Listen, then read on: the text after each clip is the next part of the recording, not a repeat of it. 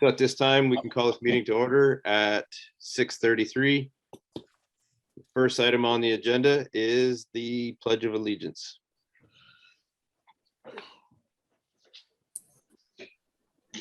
I pledge allegiance to the flag of the United States of America and to the republic for which it stands, one nation, under God, indivisible, with liberty and justice for all. I left my cell phone and my email. Not yet, Don. Let me check.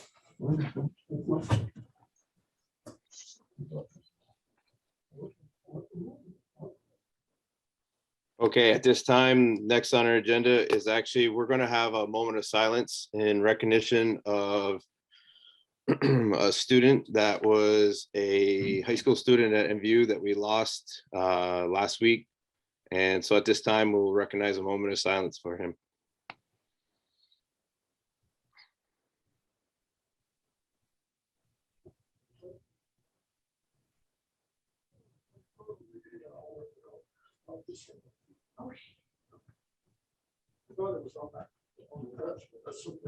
No, that's my negotiations.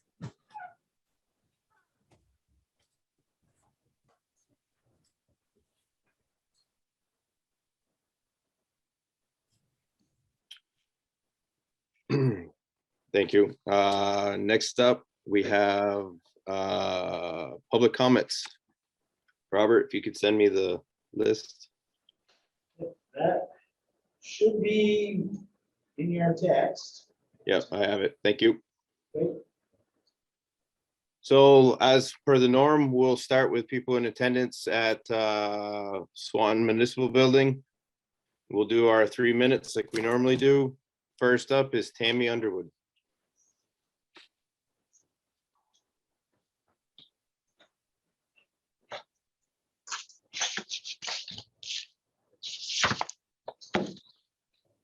Fucking nobody there. Although my main focus has generally been on efforts to remove the harmful masks from our children, drive home the dangers of the DNA altering bioweapon our illustrious government likes to refer to as a vaccine, which, by the way, are driving the COVID numbers up instead of down, and hopefully reminding people that they are still allowed to use their own critical thinking to make common sense choices based on actual facts. Today, I must redirect my focus. I am appalled and deeply saddened to learn that our school is in much worse shape than I had ever feared. Although you cannot see what I have in front of me because you have all chosen to cower behind your computers rather than appear in person as you should, I will briefly review and describe what I have here. I will be sending a copy of what I have to all of you and to any parents that may be watching via Zoom tonight if they so wish. It should sicken you as much as it did me, and if it doesn't, there is something seriously wrong with you. Stop brainwashing our children with this propaganda that is mostly morality-based that should be kept in the home. You are not their parents. From what I have been seeing as I dig deeper, I have my doubts as to whether you should even be allowed to call yourself educators. Based on this information, you should all be embarrassed and ashamed of yourselves. I am certainly not judging any students or families for decisions that they feel are right for them. And that is the whole point. To be able to make your own choice. They are family decisions. They're not your decisions. So if a student or family asks for the school to make accommodations for a student to feel safe and respected on a case-by-case basis, that should be addressed. But their individual decisions, whatever they may be, should certainly not bleed over into curriculum decisions and taught and forced upon all students. That is not okay. Stay in your lane. Why does a math question have to say, in the future, the proportion of the US population vaccinated against the polio virus has decreased to 0.75% due to mistrust of vaccines. The basic reproduction number of polio is 6. Is enough of the population vaccinated to maintain herd immunity? Why do you have to ask a question like that using that kind of an example? That is absurd. All of the things that you have in the school are ridiculous. And they go against family values, and they should not be in the school. 20 I seconds will be left. sending all of this stuff to you. I found your CRT manual. I ordered a copy for myself. So I will be going through it page by page by page. Do you really think that kids of this age that are potty trained need to have a manual put up on the wall on how to pee in the toilet with Time. very graphic pictures? Are Excuse you me. kidding me? Sorry, but your time is up. Unfortunately, your time is up. So next up, excuse me, your time is up. So next up is Caleb Underwood.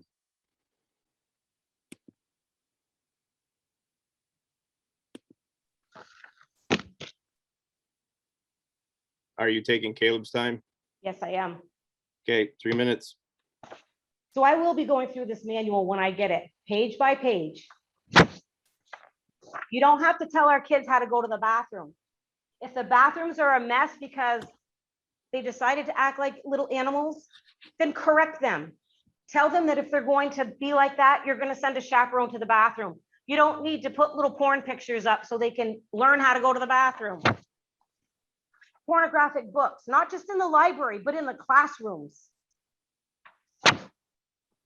Half naked pictures on the ceiling tiles that you call art. All kinds of books that shouldn't be in the school. A book called Two Can Keep a Secret If One is Dead. Really? With the way the suicide rates are going up, you're going to allow stuff like this in the school, let alone teach it? This stuff is disgusting, and you should all be ashamed of yourselves. And I'm going to make it my personal mission to make sure that every parent I can get to is going to get copies of this stuff. And don't be thinking that you're going to be cleaning it up and hiding it, because we already know it's there. We all know you're being told to teach it because they actually gave you a manual on how to teach CRT. I'm not stopping here. I'm going to clean house in Montpelier too. Thank you. That concludes everybody at Central or at Swanton Municipal. We do have a hand raised online, which is Kimberly Delome. Sorry. That's okay. I'm used to it. First, I just wanted to apologize to Julie. You had responded to an email that I had asked a question about, I think a couple board meetings ago, and I did not see that until recently. I've been on vacation. So thank you for getting back to me. I really appreciate it. And then with all of the recent problems with the Maple Run district and about the quote unquote holiday issue they've been having, I just wanted to thank, I just wanted to thank you guys for not taking that away from our kids. I know it's a difficult spot, but I feel like in this time, especially right now, this is not the time to take away things, like celebrating simple little things. I mean, my daughter came home with a pencil and a notebook last holiday season, and it was like $1 million to her. I also wanted to thank Yeshua for helping out and having the Snowball Express. Again, huge to my daughter. She came home with a bag full of goodies to wrap up for her friends and family, and she thought it was like, again, the best thing ever. And again to Yeshua for handing out the shirts today. My son came home wearing his, and he said that one of his classmates, which is his daughter, it was her daddy that came in and gave it to him. So that made me like super happy that he even like knows who the principal is. And then one more thing is the Test to Stay program that we have going on. This doesn't affect my kids directly because they are not in school sports. They're too young. We do play for the local hockey association, and I know that really has nothing to do with the school, but I do know for high schoolers, it's just a little confusing as to they can test to stay in school and then they can practice, but they cannot play in games, which I think is a little confusing. Because realistically, if they practice the same day they do the test to stay, can't they still give COVID to a teammate who will then potentially give it to another player on another team? So I think that just needs some specification on it, It's just a little confusing to the kids and quite frankly, just frustrating. And then another thing is the pickup and drop off for Highgate. I don't know about the other schools, but it's kind of a mess. I know the front office has sent out multiple seesaw messages about the pre-K parents parking on the side and not in the lane where everyone drops off. It's really dangerous. Parents are trying to pull around. They're not waiting because there are parents getting out of the car and waiting for pre-K door to open to drop their kids off. And it's a mess. I looked into it. There are some apps on your phone that you can download. I mean, the school would have to pay for it, or like the district, but I think honestly, it would be very, very helpful, especially in these times. A lot of parents are working from home and able to do drop off and pick up. So I think that would be super, super helpful. And just the last little bit, I did want to just bring up, I don't know if anyone watched Governor Scott speak on Tuesday, but he did say that masks are not effective, that they don't work. He actually verbatim, like pretty much said they do not work. So I didn't know if that could be brought back up again. I know that the vaccine for 5 to 11s came out, and if we hit the 80%, that we can take them off. And then is that just for the kids that got the vaccine, or is that for everybody? And I think that's all I had. But again, I just wanted to thank the district and Yeshua for all that with the holiday stuff. I really appreciate it. And my daughter even said again today, Mr. Pastino brought in our shirts today and I can't wait to wear it. And if anybody knows my 6-year-old, she's very picky. So it's exciting that she was actually going to wear it in excitement. So thank you. Thank you, Kim. We can probably get some more information on the sports testing out to maybe clarify that. I know there's been some discussion, and we can probably send something out a little more with some more clarification. I can actually answer your question about the test. I mean, the 80% threshold vaccination. Vaccination. If we hit that 80% mark, all kids don't have to wear masks. That's how that would work, not just the kids that are vaccinated. Okay, thank you. I really appreciate it. Okay, unless anybody else has another public comment, we can move on to agenda review. Seeing no more hands raised, we do have one agenda amendment. Julie? Yes, I have a support staff request for a leave of absence, and I figured we could put it in with the old business B, because we have some letters of resignation and things there to talk about.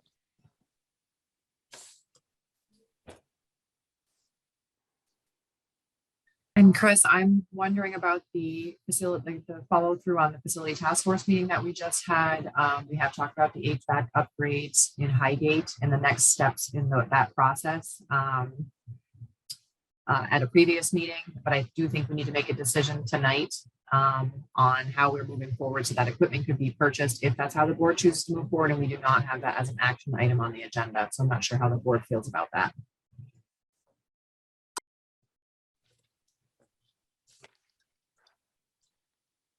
Okay, that'll definitely fall under the facility committee information, and then we'll make a decision from there. Okay, so next up is consent agenda. And at this time, I'd entertain a motion to accept the meeting minutes from December 2nd. Devin's the first. Toby's the second. Any discussion?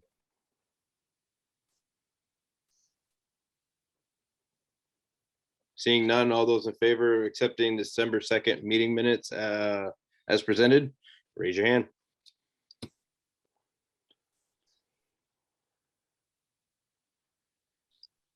Motion carries 7-0. Okay, for our administrative reports, we have our elementary ed group here, and we'll start with Joyce and Franklin. Okay, good evening, everybody. Guess I'll start with the t-shirts, and Kim already brought that up. That really was wonderful this morning with the distribution of the t-shirts to all the staff, substitutes, all the kids. have to really thank, I know everybody went out to different schools, but Devin and Tanya Hayes were at Franklin, and I said I'd hire them any day. They did a super job fitting everybody and getting everybody the right sizes, and the kids were very excited. There were so many comments about, oh, it's so soft. And kids, most of the kids had them on before they left the cafeteria. I know I saw Yeshua said they were all going to wear them tomorrow, but I decided we wouldn't do that because most of them had them on today, and I didn't want parents to have to do laundry tonight. So anyway, but it was really wonderful. So thanks to the district and everybody else that got that all organized. So really nice. One thing I wanted to highlight that was in my written report last time, but I didn't say anything about it. And it's just, I felt like it was just too important to not highlight it. And that was that all of our students' parent came to a parent conference in November. And that just takes a huge commitment on the part of parents and on the part of staff. So I just really wanted to make sure I highlighted that because I so appreciate the effort that people make. And I think it's just so important for that to happen. I know we all had the plow trucks coming, and boy, we haven't had any snow yet. I didn't want to make sure we didn't have snow that day so the plow trucks could come, but I did put a link to the video at our school. Again, the whole school went out and saw the truck, and just a nice time. And the driver was just such a pleasure to meet, and it was just a really nice thing. Our work with Leah Mermelstein is continuing. I talked about that in my report. Teachers continue to be just really excited about how that's benefiting their teaching and the positive impact on students. A lot of planning this time, and then Leah went in and joined instruction or modeled something and debriefed afterwards. Second grade did their annual presentation. And, I always try to find something positive about everything that everybody's going through, around COVID. And last year when they did the Turk and Runt presentations, nobody else could go and see it. So this year, at least other classes got to go and see it, and they had it in the gym. And first time ever, they used microphones. And it worked out so well, we're now going to do that from now on. So, sometimes you just got to find the silver lining. So that worked out to be a nice thing that we're going to stop now do that. We were really happy, even though we had to postpone it. And then we had Valerie Bertrand, even though we had to postpone it, we were really happy that Valerie Bertrand came. Val's a Navy veteran, and she came and spoke to our whole school. And she just didn't want to do it, said she wasn't a public speaker. And she just came and just did a fabulous job and gave a really interesting and inspiring talk. She was terrific. And actually, speaking of Val, she and Charlie Magnet came to school today bringing 5 food baskets from the VFW that we could distribute. So just a big shout out to the VFW who we really work with very closely, and just an honor for us to be able to do that. We got back to going to the food shelf again with the tradition of our 6th graders bringing our donation over. We did that this week too. We brought 19 boxes of really heavy overflowing food boxes. Our check was a little bit less than some years because we were also collecting for a couple of other things right now. And so our check was $500, but still, I thought $500 and 19 boxes of food was pretty darn good for our little school. The facilities update, I just mentioned about some of the things being done during the holiday break. And we've been doing a lot of test to stay lately too. So I'm just, it is helping kids, test to stay and be in school, and that's good. I'm really happy about that. I do want to make sure people understand though, and are aware that as long as, kids have to stay home with symptoms and kids are getting COVID, that we still are having a lot of absences still. And we're working hard with that, but it's still a big impact. But we are happy about the test to stay. And anyway, I think that's it from Franklin. If I don't get a chance later, I just want to wish everybody happy holidays and a really happy, healthy new year. Thanks. And if you have questions, there we go. Don't ask me about the parfait machine if Dawn's here, because I don't really know. It's coming too close to cooking. I don't know anything about that. Thank you, Joyce. Any questions for Franklin other than a parfait machine? Seeing none, we'll move on to Chris, Swan. Whoop.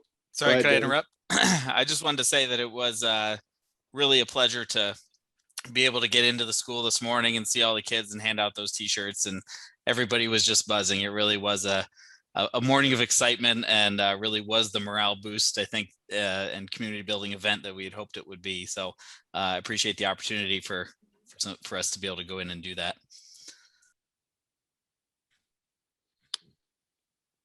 Anything else for Franklin? Okay, we'll move on to Swanton, Chris, and Justina. Thanks, Chris. So we also really enjoyed having folks from our central office come by this morning for the t-shirts. Students were really excited.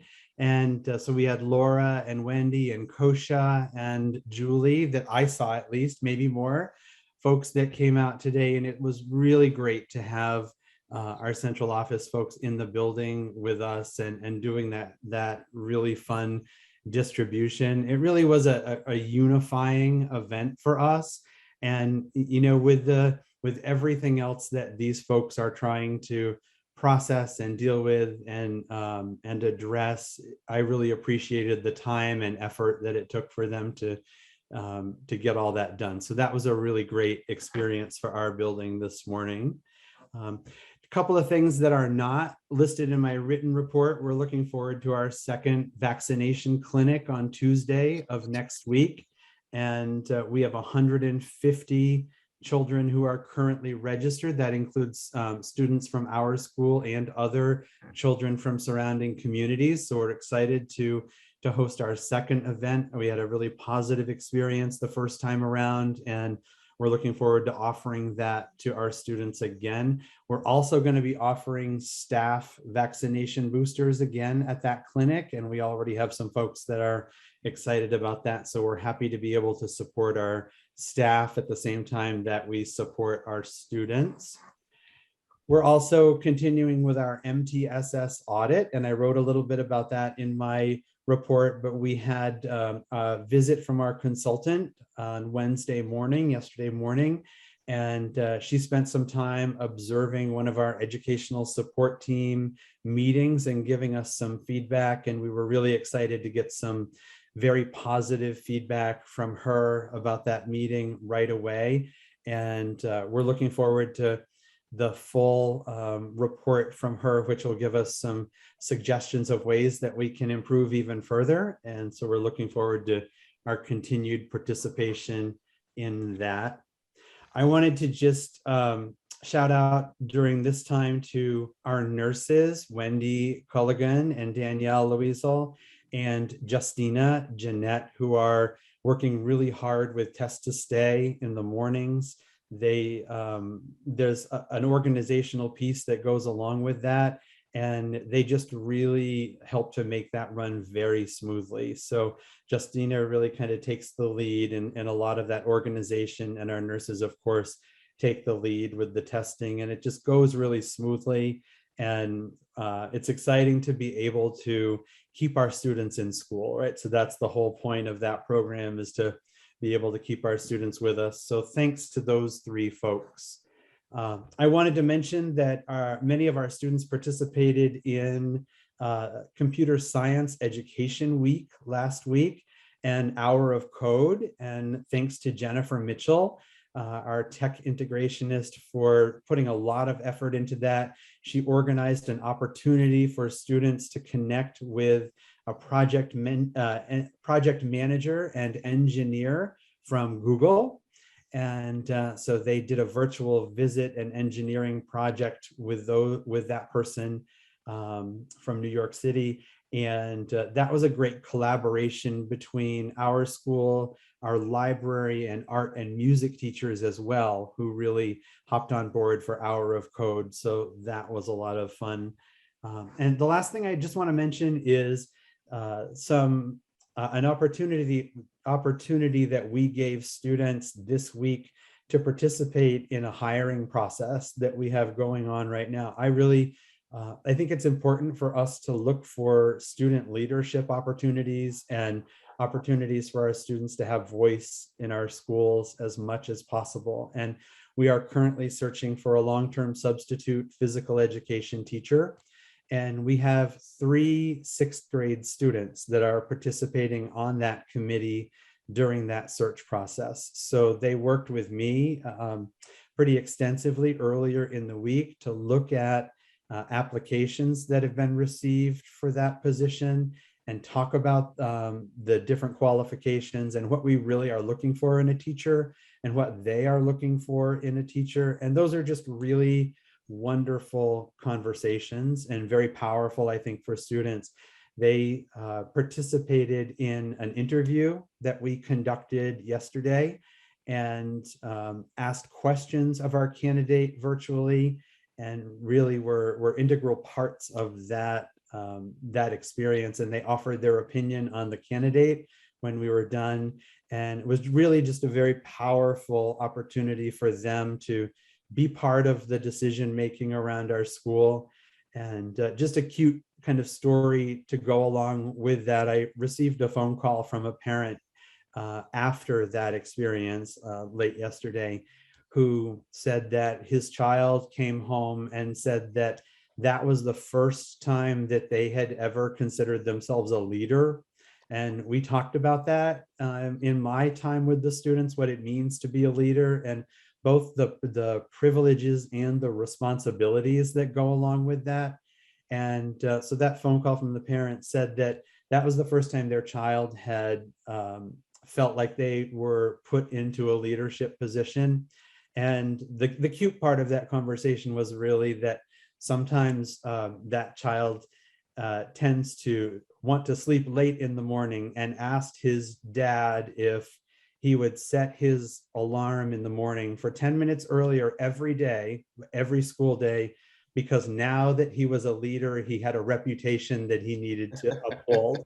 So that was just a really cute experience. I think to me that just illustrated the power and the value of student voice and making our students a part of decision making. So those are the things that I have, and I'm happy to answer any questions. Thank you, Chris. Any questions for Swanton?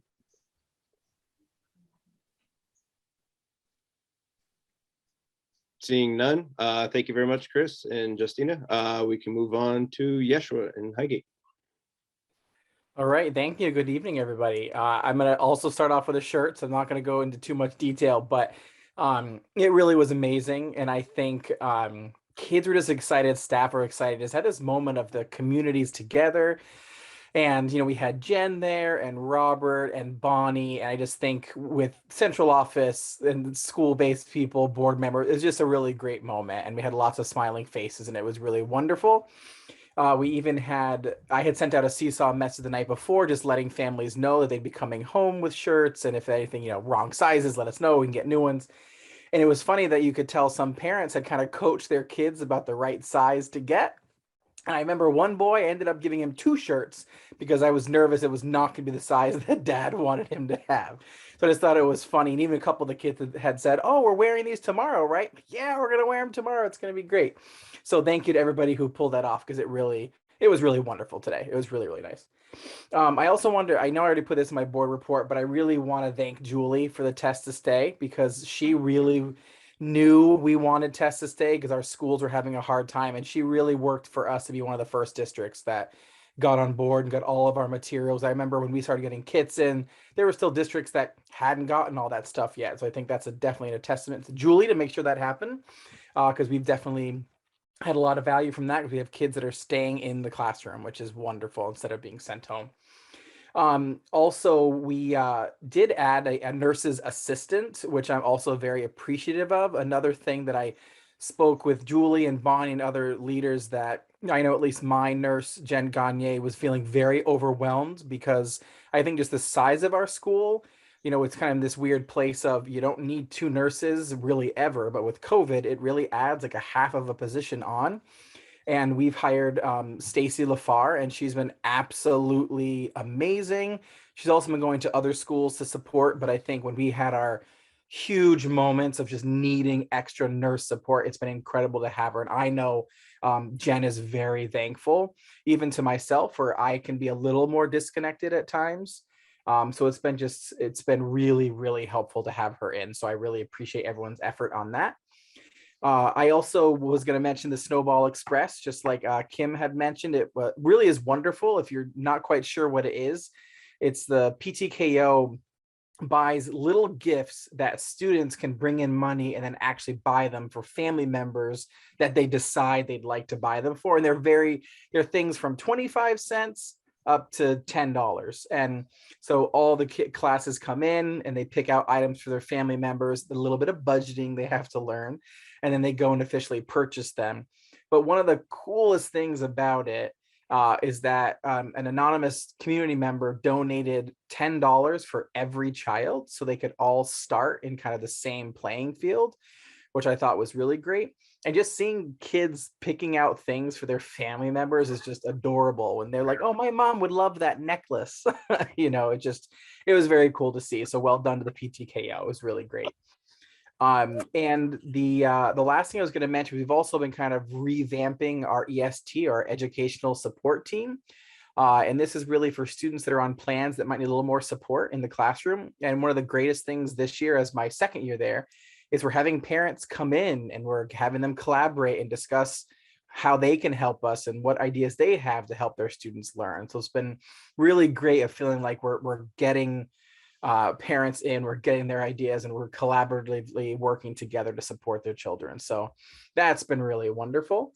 And the last thing I was going to share is I think last time I had talked about the student leadership team, and it was finally up and running, the 5th and 6th graders that are helping to support lunch and recess. And I actually got a couple of emails yesterday from support staff saying how great they're doing and how upstanding they are, and they're really playing with the kids and they're engaged and the little ones love it. So it's been really, really cool to see them step up as leaders. So I was happy to give a few of those student leaders some feedback today that people are seeing the positive impact they're making. So that was wonderful to see. And yeah, that's pretty much everything I have, unless there are questions for me.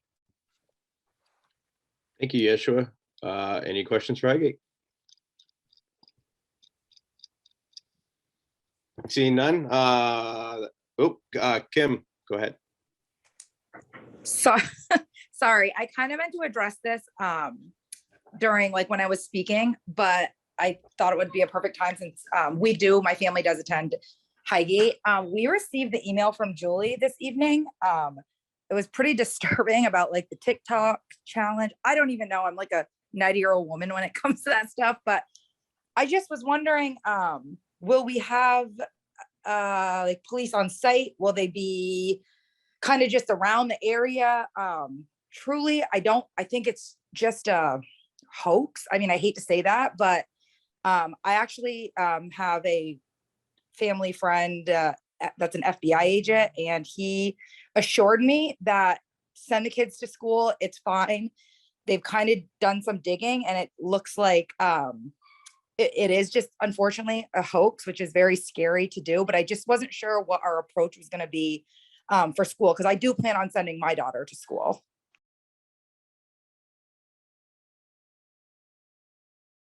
Julie. Yeah, Kim, thank you. I do want to take a minute to do that. Rob Evans, who works in school safety for the state of Vermont, he's a state police, very experienced, and the Secretary of Education, they sent us out some information. It's considered a non-specific threat. It's nationwide, but you know how these things spread and how people talk and get worried. Unfortunately, the world we live in right now, people need to be worried when they hear things. Police, state police, local police across Vermont, across the country, consider it a non-specific threat, but they're alert and vigilant. So, while I would never speak to what police are planning or not planning to do, because we don't talk about school safety that way publicly, but they're aware of it and they're alert to it. But we do not expect any there's no known specifics threat at all, and it's not something that came from our local area. But again, if any family or any child hears anything, sees anything, please call school. Thank you. I appreciate it. Thank you. Any other questions for our elementary updates? Seeing none, we'll move on to new business. And first up under new business is the FY23 budget draft number 4.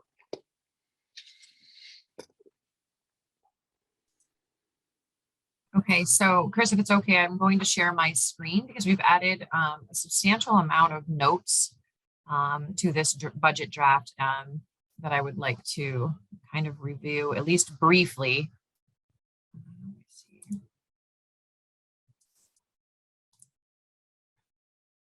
That is not it. I don't even know what that is. Hold on. Are you seeing my budget draft?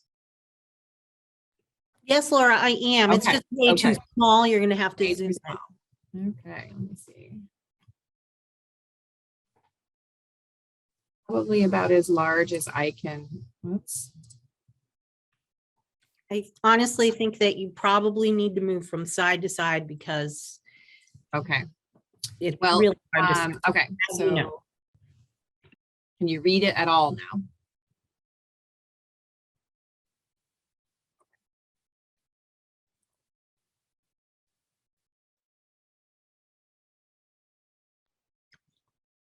Okay, That's so definitely better. Thank you. okay, so what I mostly wanted to point out, and I know that the board is at least considering having a specialized budget meeting where we literally take this budget and we go line by line or at least function by function. But what I thought might be helpful prior to that, that you would have time to review prior to that, I should say, is we have gone in and put in red by function, which is this first set of numbers right here, which is also then broken down by fund. We have basically outlined the definition or what we include and what we include in that line by function. So as you can see, instructional programs, it says the costs associated with direct instruction to gen ed students only. So classroom teachers, paras, wages, benefits, support services, supplies, equipment are charged here. If I go down and we look under English as a second language, these are services for students whom English is not primary language and adaptive supports are needed for students with access. And then it's broken down by object like it typically is. And then if we scroll over, whoops, just a little tricky to do backwards. You'll see more red notes here where we've added the specific FTEs under that. So right now, again, we're back up under general instruction and you can see the FTEs of staff and the staffing line broken down by school. And then in blue, you'll notice anything that's ESSER related, where we've added in those ARP ESSER or ESSER 2 potentially funded positions that we're trying to move into the general fund so that we can show some offsetting revenue, even though they'll be fully funded with ESSER funding, at least this year and probably next year as well, and maybe into 24. But we need to start to be strategic about integrating those into the budget and those general expenses. And then taper off the revenue as we're applying it so that we avoid a fiscal cliff at the end or more as we're closer to fiscal year 24 or at the end of fiscal year 24. So those are highlighted in blue. Hopefully that's helpful. I mean, you can see here, for instance, let me pick purchase professional services. So 341, it's also under the Gen Ed instructional program. So you can see what that function is. You can come down to purchase professional services right here. And if we scroll across, oh, of course, there's no note in there. Let me use a different example. Let me use purchase educational services 321. And if we scroll across, you can see that this is speakers and or consultants. This is purchase services for MVU department budget. So it would give you a little bit more explanation about what is in those lines. So I hope that helps. If you have questions about anything you're looking at, please ask me. Or email me, or you're welcome to ask tonight. But I'm hoping that would be a little bit of homework for the group. And then if we did want to have a very specific line by line kind of budget discussion or focus, that we could, dive in a little deeper and kind of review some of those. But that was quite a bit of work that we did since the last draft. So I just wanted to highlight that. Other than that, this draft is fairly consistent financially as far as an increase projection from the last draft. Let me stop sharing my screen. I did include some budget notes again for you. So other than the notes that we've added, we did a little bit of shifting of a gen ed contract, a CAT contract, a purchase service contract in Swanton that we talked with Chris, Julie, myself talked with Chris about moving that to an employee-based position. So just a small change there, really the same dollars. We had a few, we realized, Becky and myself, when continuous review of the budget drafts, that we had duplicated some supplemental positions. So those are like MOUs, you know, small portions of work that employees that do above and beyond their normal position. So we've removed those duplicates. That's just, we will continue to review $40 million budget. You know, there's lots of nuances. We did receive information that the dental rates through Mvsd have been approved. And so we had included a 3% increase in our last draft. It's actually going to be level funded again. So that's great news. We love when things are level funded. And then we've increased the VISTER, so the teacher retirement healthcare contribution that we're required to pay in on all teachers that are new to the teachers retirement system consistently over the last several years. And so that has been increased from $1,350 per employee new to the system to $1,402. And so just to put that in perspective a little bit, because that is an expense that grows every year, we're projecting that to be almost $140,000 out of the budget for fiscal year 23. So it's not small, and it will continue to grow. I did want to take a second as well to let you know that there is also a contribution that we make on grant funded positions. It's over 19% or will be next year. And we were running a calculation on that today, and we're up to about $300,000 that we will be required to contribute to the teacher retirement system to supplement the healthcare. That is part of what they require us to use our grant funding for. So it's sort of the grant funds come to the school district, then they require us to apply this payment. They send us a bill. Actually, they make us create our own bill to pay them, which is interesting. And then we send that money to them. So $300,000 of our grant funding, our federal grant funding, will go to that purpose this year, just to supplement the retirement system. I'm sure you can tell how I feel about that just by how I'm explaining it. Other than that, like I said, the draft is fairly consistent financially with last month, but I'm not sure if anyone has any questions specific to this draft before I kind of move into the tax rate information.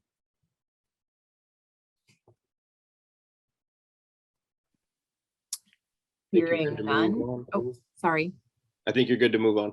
Okay. Hearing none, I did not include a tax rate calculation page this time, an estimate I did last time. Not a lot has changed other than we did receive some estimated equalized pupil information, which we know is how we divide our net ed spending by. Right now, those numbers are looking low. We would be, we're projected to be down about 24 equalized pupils. That sounds like a large number to me. Many business managers in the state are feeling like those numbers are low. So they're reviewing the ADM information and having us work with our data coordinators across the state to look at those. I'm confident that our information is good. Rusty does a fantastic job, but we will review those and hopefully those numbers will come up a little bit. Even with those numbers, taking into account where this draft, so projected expenditure is about 41 million, anticipated revenues almost 11 million, gives us an education spending of just $30,167, with a drop in equalized pupils and the yield at where it was projected to be, same as last time, based on the tax commissioner's letter at 12,937. It would give us a tax rate of 1.29.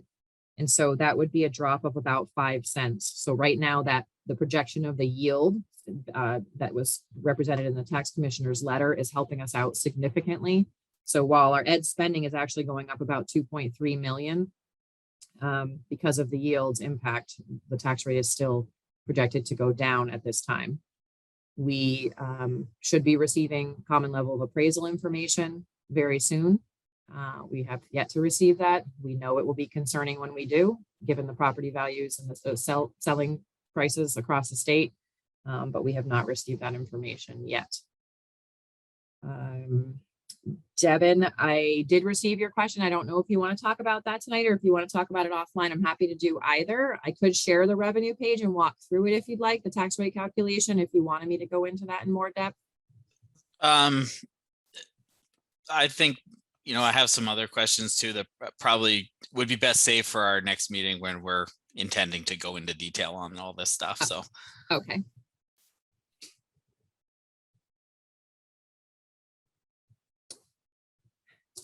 So when we do dive a little deeper next month and you've had time to review those notes, I will be looking for, you know, more guidance on where we think we might want to end up. Right now, I am a little bit concerned, and it goes along a little bit with what Devin emailed me about today. While the tax rate is projected to still be down, the article language that we are required to go to voters with looks at the percentage increase to spending per equalized pupil. And right now, based on these numbers and the anticipated revenue, that spending per equalized pupil is anticipated to go up $1,503. And so that would represent a fairly large, over 9% increase to spending per equalized pupil. And that is part of the language, as I said, that would go to the taxpayers. So while we can educate taxpayers that means their tax rate is still going down because of the utilization of the yield, you know, I don't know the comfort level of the board about going in with language like that or an increase like that per pupil. So I can tell you that that is partially caused by integrating the ESSER positions. And, you know, we are currently in negotiations for staff as well. Sorry, somebody's pulling on the door and I have no idea. Oh, okay, sorry. Making sure. So part of this is caused by integrating the ESSER funded positions that we currently have in place to try to be strategic about doing that, and only utilizing part of the ESSER funding to offset portions of those positions on the revenue side. So we're only utilizing about 75% of the offsetting revenue, even though we'll be funding them at 100%. And again, that's to avoid that cliff and be strategic over the next couple of years. We'll keep tailoring that revenue down and keep the expense in. We can play around with that number a little bit to make that more comfortable for the board, knowing that we'll be fully offsetting them this year. But again, I guess I just want the board to be thinking about their comfort level with that increase to the spending per equalized pupil.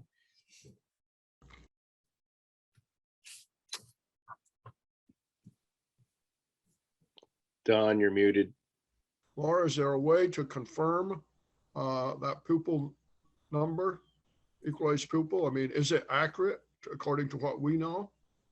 I think it's accurate according to what I know. What I don't know is if there's other inaccurate information that's been reported by others that is influencing our number. So that's what we don't know. I've requested that Rusty review our information, but he has assured me that it is good information as to what he was provided with. So I don't believe that our school district is the problem, but I do know that with the new data collection and different people being responsible across different school districts, it's become an issue for some. It was an issue last year. It's why, if you remember, our equalized pupil numbers were not finalized until way past the typical time. It was like months later. They're having the same issues this year. So, you know, we'll wait for Brad James to send us another number. That's basically where we are. It seems quite a significant change. It does. Yep.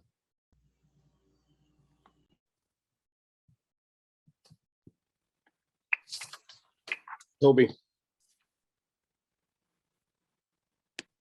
Laura, I don't know if you know the answer to this, or maybe Julie. Are there any school districts in Vermont still voting after town meeting day on their budgets? Yes. Yes, there are. Essex votes in April, for example. Is there any advantage to that? I think from a business manager perspective, having solid numbers your anticipated revenues are pretty much set in stone by that time. Your equalized pupil is frozen at that time. So for me, I can be more specific and I have more faith in the numbers that I'm using. I think there are some cons as well, and I don't know if Julie wants to speak to those. But. Some of the cons are things like the ability to issue contracts to teachers and to staff the school, which are pretty big cons. And also, I think also routine. So when we vote off of town meeting day, people struggle to turn out because they're used to voting on town meeting day. Yeah, I just remember in past years, I think Enosburg was always way after, and it seemed very advantageous to them because they knew their numbers were more solid. I would say the only thing, Toby, is if you have a defeat for any reason, you can turn that can turn into starting a school year without a budget very quickly also. Yeah, I don't think we necessarily should go there, but it was, and there was always some things like the legislature I thought would hold back some numbers till after town meeting day. I don't know if that's correct or not. But it seemed like, I don't know. It's just interesting. And I was wondering if any school districts were still doing it. It sounds like there are. So thanks. Toby, another con from a legislative perspective is that if there's a big debate over the budget between the legislature and the administration, and they drag their discussions into April and you vote in May, you have to warn it in April. So, it's not like if you vote it in May, you have until the 1st of May to put your numbers in. You're probably backing back 30 days from May 10th. And what do you gain if the legislature has not come up with a number? You're now still playing with soft numbers. We had that discussion in my committee 15 years ago. Should we advocate for changing the date? And I have to tell you, there were more cons, and that was one of them. Thanks, Todd. If the legislature went home March 31st and everything was done, that would be great, but that's not. Yeah.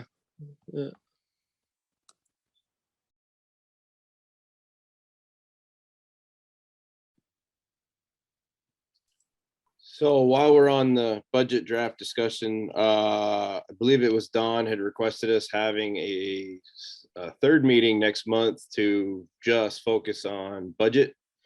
I actually, to kind of kill two birds with one stone, I was thinking instead of doing that, have our first meeting of the month in January be that budget meeting. We'd have a little bit of stuff to do, like accepting the meeting minutes from this meeting, and I believe check warrants and that kind of thing. But it's, a little bit quicker items to go through. Then the rest of the meeting we can dedicate to the budget. And that way we don't have to schedule a third meeting next month. Is everybody on the board okay with that? I don't really need a motion. I just want to make sure people are okay with that. Seeing a bunch of thumbs up. So That's fine with me, Chris. So that's probably I have no what we'll problem do with the idea. Okay, so Chris, for that, then what I'll do is I'll have MVU do their reports with the elementary administration on the second board meeting of the month. Yep. Absolutely. So do we have any more questions regarding the budget draft 4?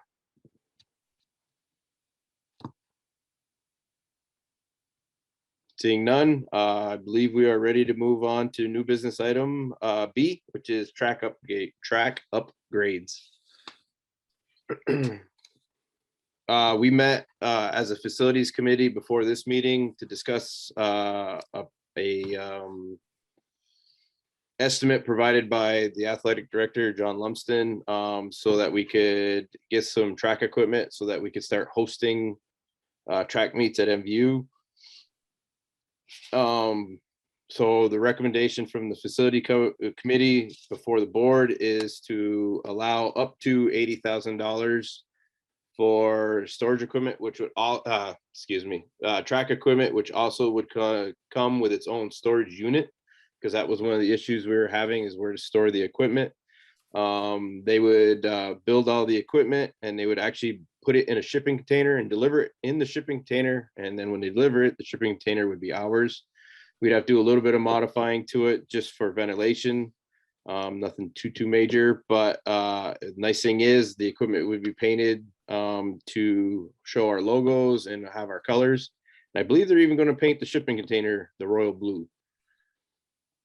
So our recommendation for the track equipment is to allocate up to $80,000. The estimate came in at, I believe, $65,000, but there is some site work that needs to be done, some concrete pads, a little bit of paving, that kind of stuff. So we wanted to allocate an extra $15,000 to cover those items. So at this time, I would entertain a motion to allocate $80,000 for track upgrades. I'll move that, Chris. Don's the first. Peter's the second. Any questions? Thank you, James Chevalier.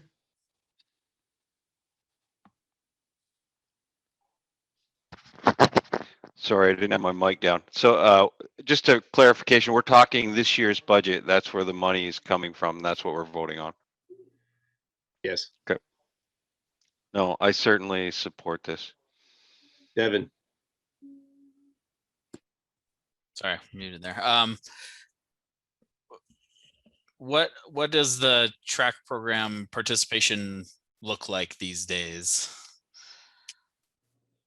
Does anybody know? Peter. So I asked John Lumsden that question during our meeting, and he said, I don't know, I think it was around 30 to 40, but he said numbers they've been going up. They've added an extra 5, I think, last year, which was a different kind of year, obviously. But he's also encouraged that the winter track and field program is also increasing. I think he said it's up to 17, I think, where it was like 12 last year. So they are seeing more interest in that program. And obviously, if we can improve the facilities and actually have home meets where they can have the pride of being at home and entertaining other schools, that maybe we could even increase numbers more. But I think it's certainly a good program. Thanks. Yeah, like to echo what Peter said, that was something that I've actually talked to a couple of parents who have students on the track team, and they feel like participation would actually go up if we could actually host meets. I mean, there's something to be said about having a home field advantage once in a while. So, any other questions? I just want to say, I think there's a certain, there are people who are very are going to be very appreciative of this, you know, in our community, who have been passionate about the track program and the cross country program, because they certainly overlap. So I think this is great, and I think it's going to only help the greater community. So I'm in support of it too. Peter. So, you know, Toby, what he said reminded me that, you know, Ellie Purrier obviously has been a star in our community, and I think she's really energized the whole county and more the whole state. So I think you will see more young people aspiring to her greatness and trying these events that maybe in the past weren't as popular.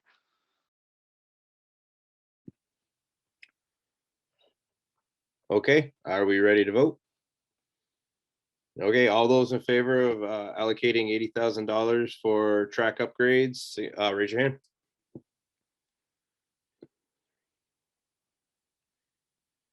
Motion carries 8-0. Okay, next up under new business is the hot lunch program surplus investment. Once again, we talked about this one in our facilities committee. To be honest with you, I didn't hear all the details. My connection during the meeting was terrible. So I'm going to ask Laura to present this part. Okay. And I know it was also a very brief discussion, Chris. We were running out of time, so I completely understood. Basically, I think you've heard me say this before. Right now, our hot lunch programs are operating under a different program than the National School Lunch Program due to the pandemic and some waivers that are in place by the federal government. And so their reimbursement rate is much, much higher, and it has been for 2 years than it typically is. And so we are running into a case, a good problem, I guess, that we are carrying significant carryovers in these accounts. We've addressed some of that previously with an investment of a steam cooker in Highgate because they were carrying the largest surplus. But I asked the facility directors to work with the kitchen staff, both in all of our schools, to think about priorities and items they may need to utilize some of this surplus, and items that would not interfere with any of the discussions we're having on a larger capital kind of discussion with the EEI, but things that could be picked up and moved, or in a complete remodel could be, shifted around or moved or upgraded or something like that, and it wouldn't interfere. So we just pull up mine. For Franklin, that and then I just will say that, if you remember me also saying that in a hot lunch program, the federal guidance that we are required to follow is that we can never carry in these accounts more than 3 months worth of expenses, program expenses, in that hot lunch account, which is required to only be spent on a hot lunch program, wellness, health of students. And so right now we are way over that amount, which is why I'm again coming to you with this. So Franklin is looking to spend about $12,400. They're looking for a parfait dispenser plus the installation, a 6-burner range, the hookup for gas and the installation, as well as a 24 cubic foot milk cooler. Highgate is looking to spend $17,611 on a 10-burner range plus installation with a double deck convection oven. Swanton is looking to spend just under $50,000. They have a very aged dishwasher and a booster heater that they're looking to install to gain efficiency, as well as a convection oven. And then MVU is also looking for a dishwasher and booster plus the installation. And they're looking at about $61,000. So overall, about $140,000 utilization of that hot lunch surplus. I'm surprised that they came in low because I actually allocated them about $281,000 for proposals because the balance right now in those hot lunch accounts is about $640,000. So right now, conservative proposals. We will continue to look at needs, but these are the ones that they thought they could accomplish prior to the end of the fiscal year. But it would be imperative that we get the equipment ordered now if that's going to happen, because a lot of these larger commercial items take months to come in. So I'm looking for an approval of about $140,000 out of the hot lunch account to use for this purpose. Would you like us to put a little bit extra on the 140, say 145 or 150 for overage, because prices go up? The prices should be locked in if we move on it right away, but if you want to do like 150, that just in case something with installation or whatever comes up, that'd be fine. I tried to build in a contingency, but of course we'll be as efficient as we can. So at this time, I would entertain a motion to allocate $150,000 out of the hot lunch surplus for these items at each school. Chris, I'll make Peter's that the motion. first. Hang on, Don. Peter's the first. I will second Colby's the that. second. Any discussion? Go ahead, Don. Okay. Going to suggest we put another sheet in central office.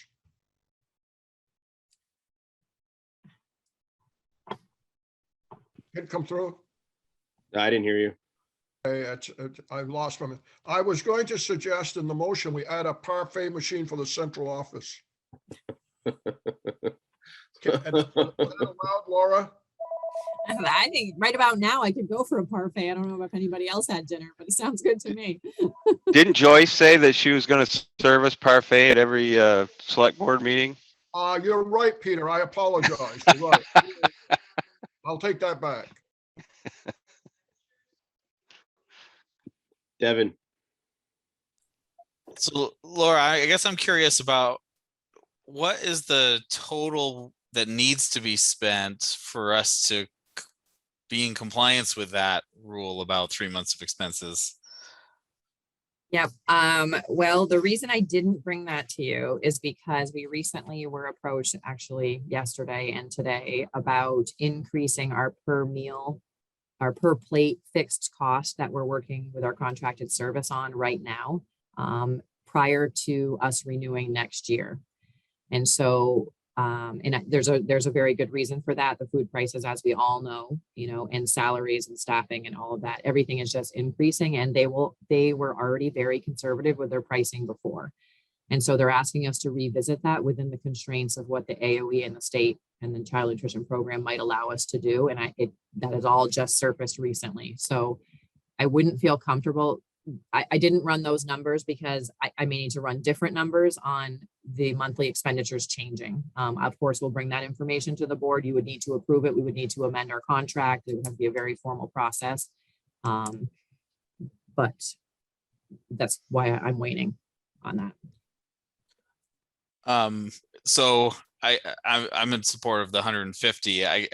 Are we close is kind of my question here. We're not. So- The allocation I gave them of 281 was about 40% of the total carryover. So it's not even close.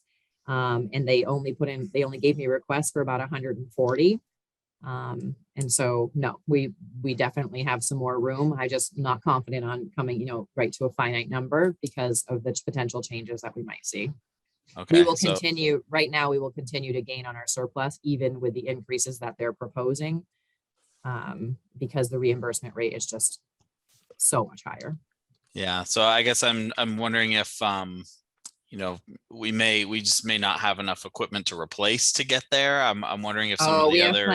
We have plenty of Think equipment so? to replace. Okay. Oh, our kitchens are so aged, Devin. The problem being, though, is that working with EEI, part of what they're thinking about is renovations of the kitchens because they are in dire straits. We have walk-in coolers that cost $250,000 to replace.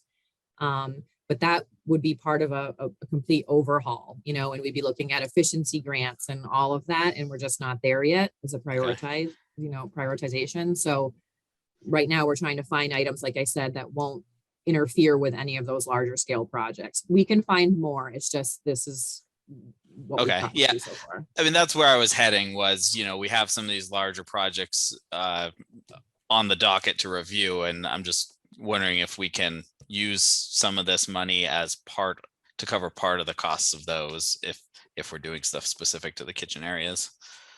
Yeah, I think right now, these are the things that would help them produce better meals more efficiently. Right now, as they're serving. Some of the ovens are, gosh, I don't even know, Joyce, how old the oven is in Franklin or Yeshua and Highgate, but they're original to the building. Yes, yeah, 1992. Yeah. What's a parfait? It's yogurt. Sounds very sophisticated to me. Oh, It's- yogurt. Okay. Got It's it. it dispenses frozen yogurt with a consistency of creamy. So you're Okay. eating yogurt, but you're thinking creamy, okay? So, all right. Okay. Okay, are we ready to vote? Looks like we are. So all those in favor of allocating 150,000 of the surplus from the hot lunch program for the items listed on Laura's report, raise your hand.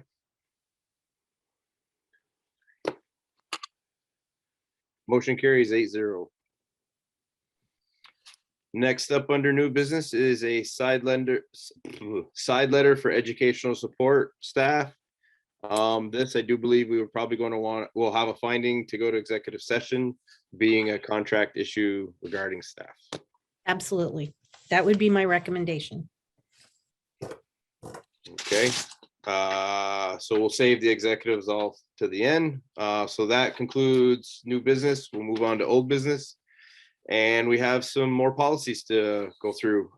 We have first readings of 3 policies. First up is the C-25 admission of non-residential students. So this policy that you have linked in your agenda, and they are warned for the public on the mvsd.org website under warned policies, under information. The first one relates to students. This is not about high school choice where students can fill out an application and go for free. This is, and it is not about elementary school choice within our district.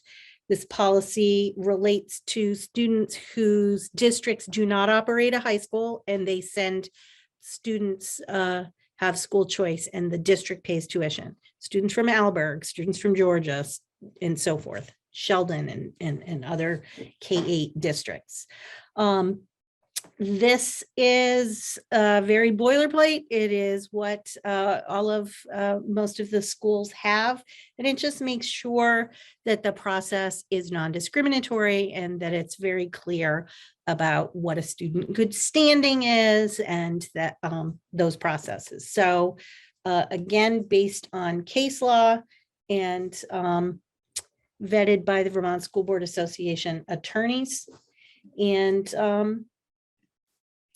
what I will do with all three of these policies, they've gone through the board goals committee, and we had some conversation about them, but I will also make a copy of these so that the board and the administration can provide comments, and then board goals would look at them again at their next meeting in January and come back to you at the later meeting in January for possible adoption. If there are, oh, go ahead, Toby. I have a question about this first one. I got to thinking about it. So it might be for Laura. So on or before January 15th, we established the non-resident tuition rates. Is that doable, right? Yes. Yeah. And it's based on projections. Yep. Yeah. And does the board, do you formally give that to us? Do we vote on that? Yes, you do. We do If I don't ask you to vote on it, it's because I'm not projecting a change, or we vote, or it was too high last year. So if I don't want to increase it, then I of course would still bring you the information, but I wouldn't need a formal motion by statute. I only need a motion if it's increasing. Gotcha. Okay. And this year we're not projecting an increase. No. Or do we still have, if we project an increase and if we don't reach it, we have to refund that money? Is that still on the books? Within over a certain percentage, yes, I think it's we within reconcile. 10% or Yep. 5%, yeah. That was a big issue a number of years ago, but. Yep. We've been reconciling pretty hard, pretty substantially since we merged, because when we merged, we were so concerned about the new merged budget and maybe, missing an expense or just that new environment that we've set our rate fairly high. And so since then, we've been kind of adjusting to that. There used to be a school in the county that always overcharged, but that's not a good idea. Okay, we ready to move on to the next one? Peter. Just one question.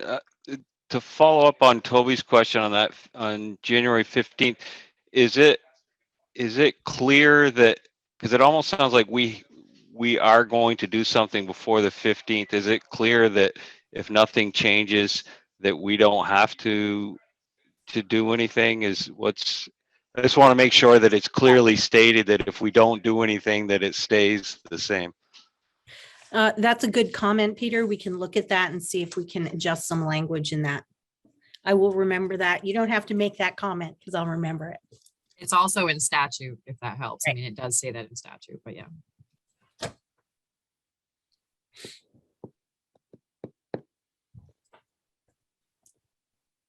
Any more questions for admission of non-resident students? Seeing none, we'll move on to C27, which is student self-expression. Yes, it really covers two parts, the self-expression piece and then the distribution of literature. Again, this is very much based in case law across the country.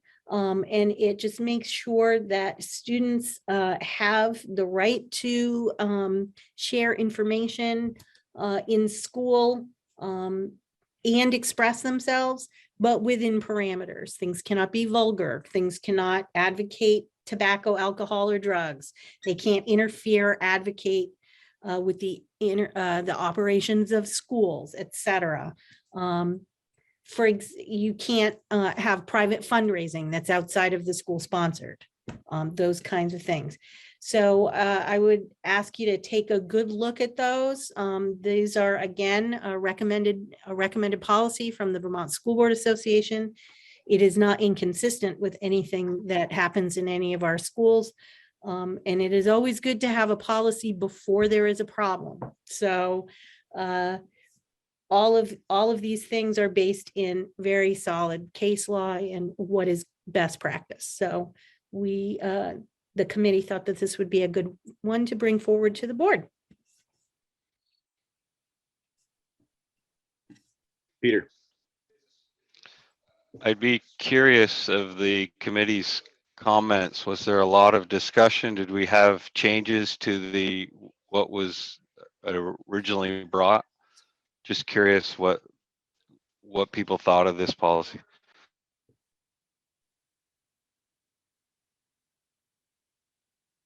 Devin or Joanne, do you have any comments?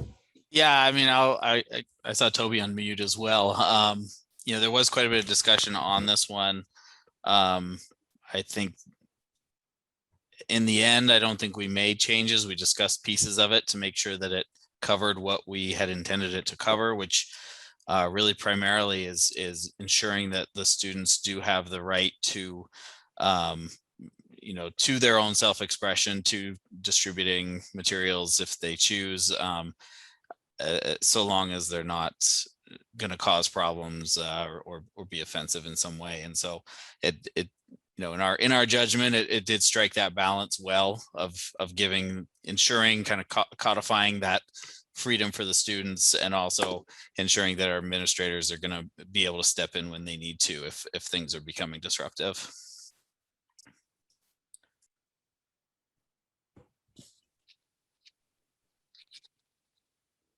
Any other questions for student self-expression?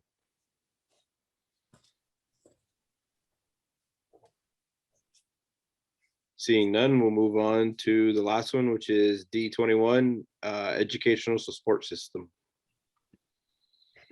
And this one, as Devin pointed out in our committee meeting, is 3 sentences. It essentially says that we're following statute, that we have an educational support system, which is also really a part of our multi-tiered system of supports. We are in the middle of an evaluation and assessment of our multi-tiered systems of supports, and getting feedback and evaluation of that, so we can talk about how we want to strengthen it.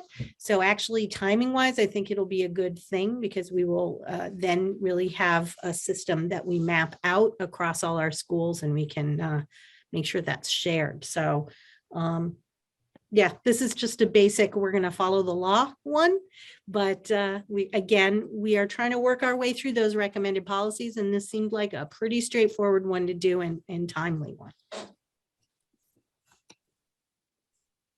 Okay, any questions for that one?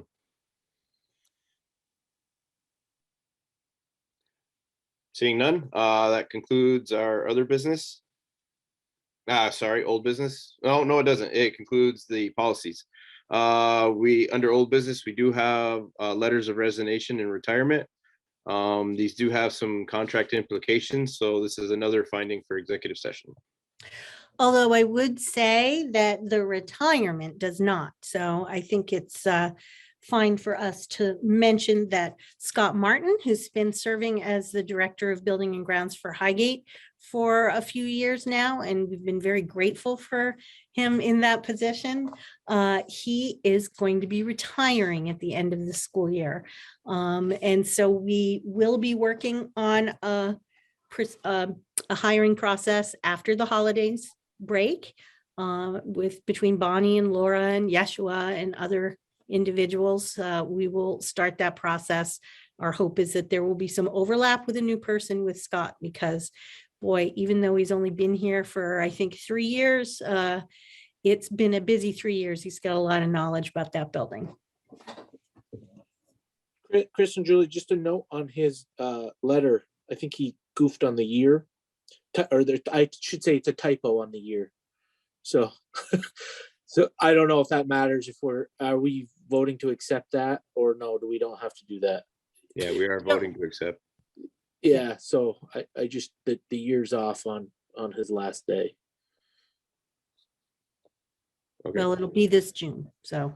Right. And to Scott's credit, this isn't his, he'd spent, I think, 3 or 4 years, a few years ago in Highgate. So he has a lot of experience with the Highgate buildings and whatnot. I wish him well in his retirement. And at this time, I'd entertain a motion to accept his letter of retirement. Peter's the first. Toby's the second. Any discussion? I would like to point out that Bonnie is texting me that he did notice the typo and he sent a letter. I'm the one who had the wrong one attached in your folder. So to his credit, he did catch that. Peter, I saw your hand up. Yeah, I just obviously want to thank Scott for all his work and continuing on for the rest of the year. But I'd also like to note that we are having some significant turnover in our building managers as we have a new one, and fairly new one in Steve and Franklin. And obviously Paul at MVU is leaving. And so I'm grateful for Jason is going to be sticking around. So taking new duties. So, but yeah, we have seen some turnover. Okay, are we ready to vote? All those in favor of accepting Scott Martin's letter of retirement, raise your hand. Motion carries 8-0. Okay, that concludes old business. On to other business. Facility committee. We actually discussed the track and the kitchen upgrades already, but the other thing we talked about in a lot of detail tonight was the Highgate Hvac upgrade, which would also be using the remaining proceeds, the remaining funds from the bond. The estimates came in over what we have for bond money. I believe our recommendation, they had 3 phases. We're recommending 2 of the phases to move forward, putting in the other one on hold for now. So phase 1 would be all the classrooms, the library, hallways, that kind of thing. The second phase is the multi-purpose room, which is also the gymnasium and the stage. The third phase was the cafeteria area. That section we put on hold. There is a lot of future plans or discussion around what to do with the kitchen, and the kitchen needs a lot of upgrades, as Laura mentioned earlier. So that could be tied in when we do the kitchen down the road. So the total amount that we need that we're short, I believe, was 750 or 800,000. I can't remember, Laura, what was the number? About 806,000 over. 806,000. Which the biggest thing we need to make a decision tonight is whether to proceed, because they need to start ordering equipment. There is some funding options, and I'll let Laura explain that because I'll butcher it. Okay, well, so we of course have the ARP ESSER funding hanging out there that we have available to us. And so we could, I guess my recommendation would be that rather than going through a formal capital project approval process, which probably would be successful since it's air quality related with the state of Vermont and using the ARP ESSER funding, I would rather shift the typical expenses, more intervention, more tutoring expenses, and free up some more general fund dollars in fiscal year 23 to help offset the increase of the project costs. Other than that, we also would have to us available if the budget passes and it stays the way that it's drafted right now. We would have over a $400,000 capital project line in the fiscal year 23 budget that we could utilize for this purpose as well to help offset some of those costs. And that's a pretty good portion of that increase. So there's a few different things to kind of consider.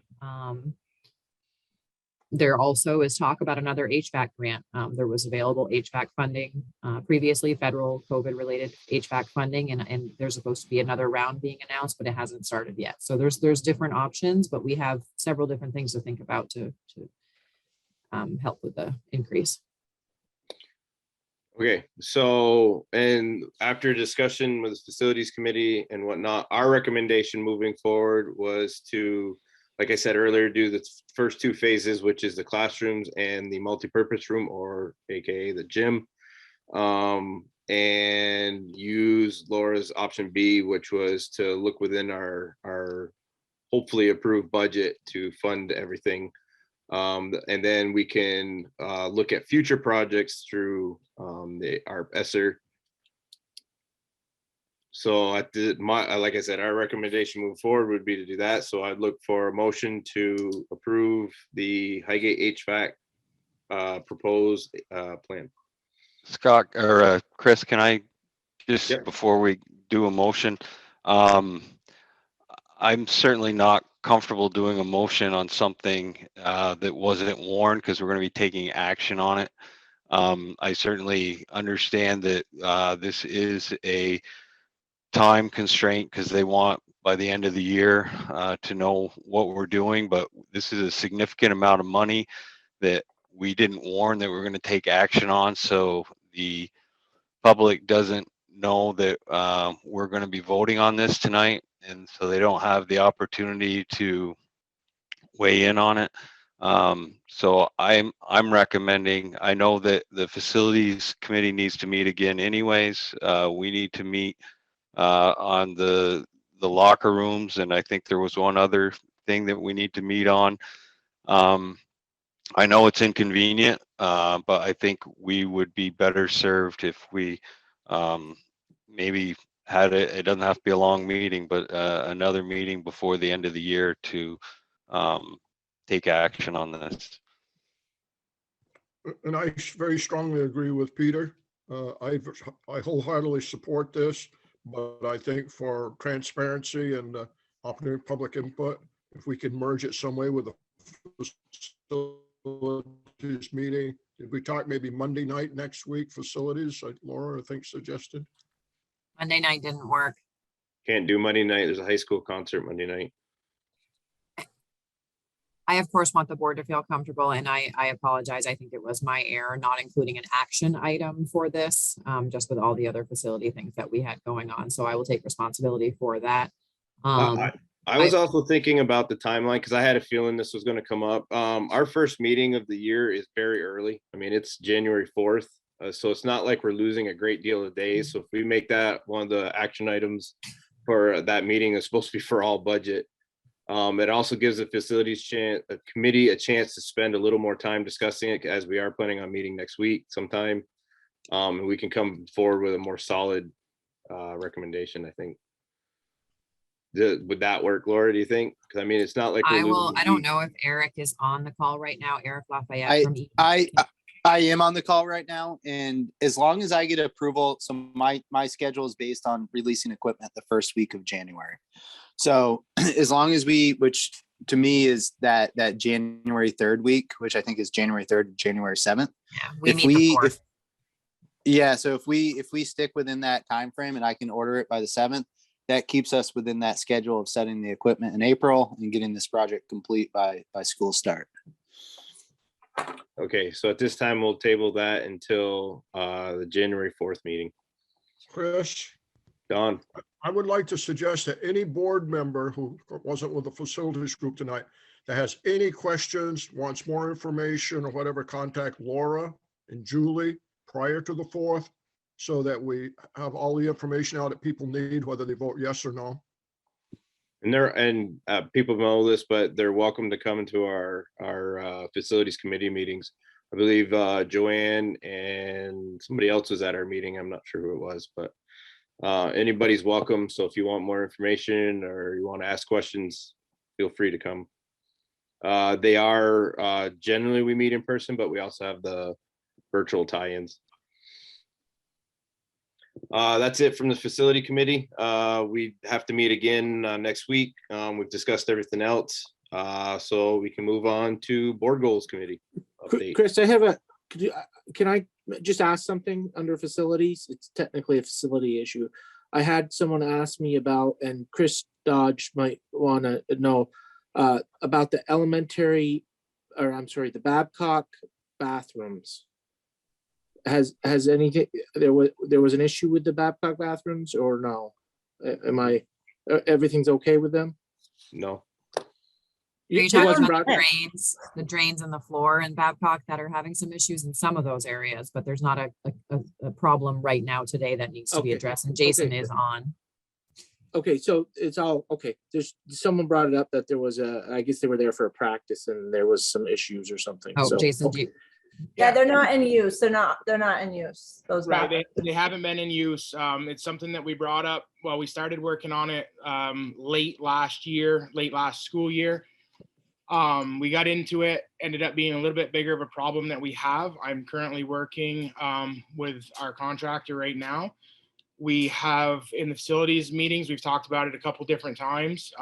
We're setting up a solid schedule as we speak to get the concrete and the plumbing company in over February break. If everything works out well, with everything that's going on and we can get them in there, we will have those bathrooms back up and running after February break.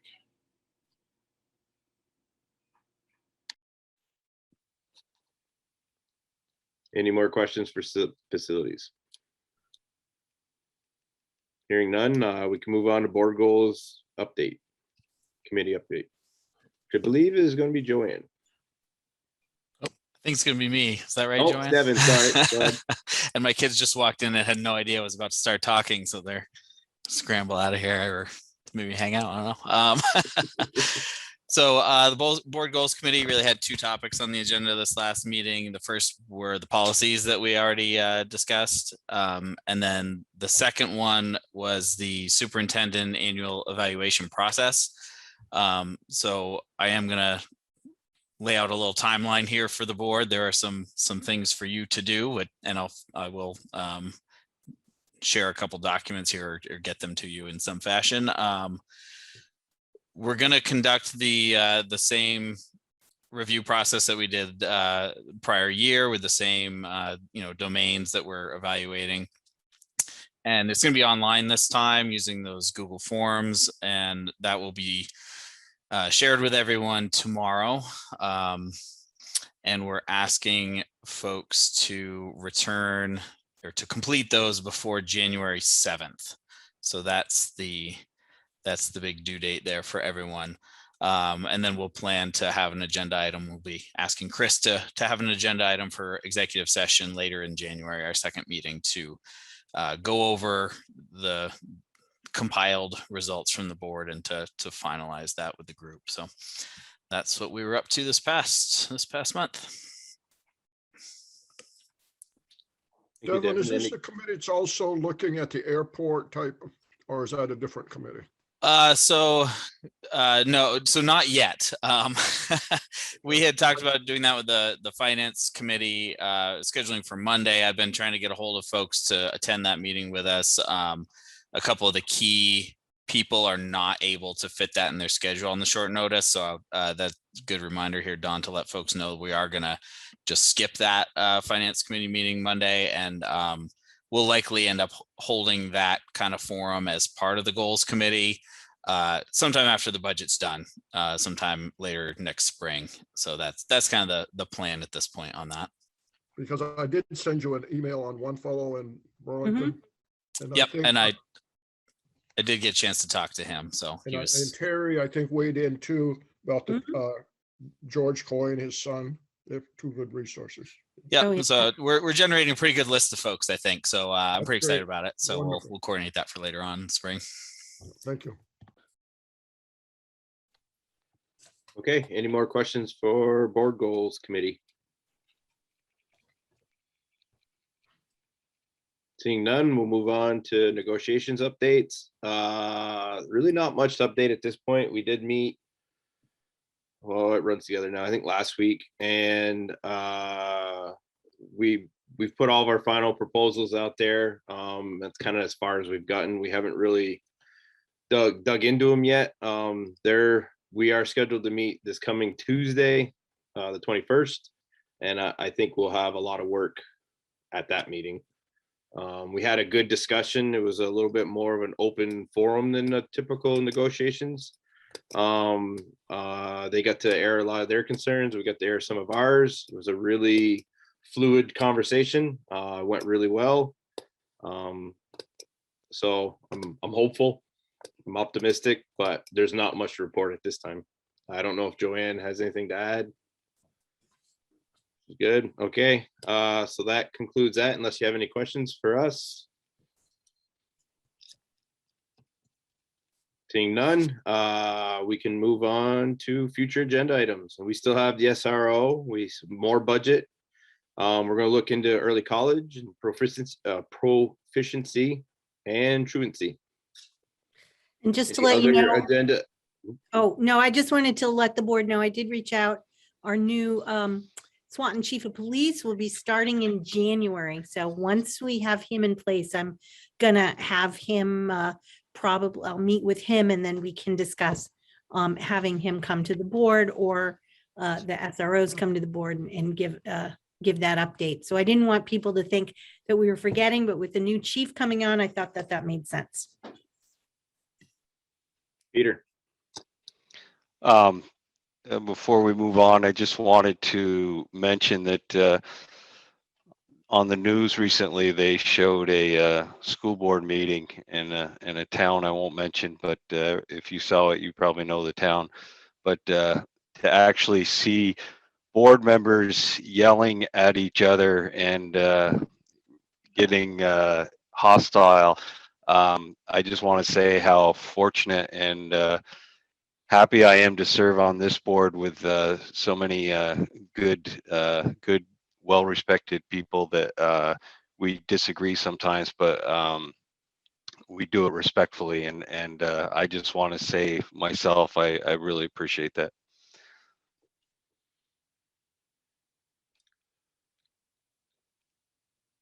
Thank you. I completely agree with Peter. I like our vast differences in backgrounds. I think it brings a lot of interesting point of views. I've enjoyed serving on the board. Along those lines, if we're in that mood, I think the past week has been tough, and it's pretty incredible to see all the different groups come together in the community, not just the school. So it's pretty special. I agree.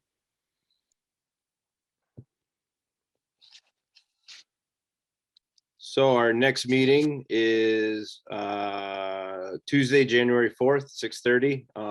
It will be held virtually with a public space, but it'll be much more budget focused. We do have a couple agenda items, like the HVAC and Highgate. I believe we'll have check warrants and acceptance of this board meeting's minutes. But other than that, it'll be budget focused. So at this time, unless anybody has something else to add, I would entertain a motion to go into executive session and invite in Julie. I would also ask, because we're going to be discussing the side letter, if you could invite in both Bonnie and Laura, at least for that portion. Okay, so we would invite in Bonnie and Laura and Julie for the side letter and Julie for the contract issue. Okay, Peter, question, or are you making the motion? Perfect. Peter's the first. Toby's the second, and we would go into executive session at 8:13.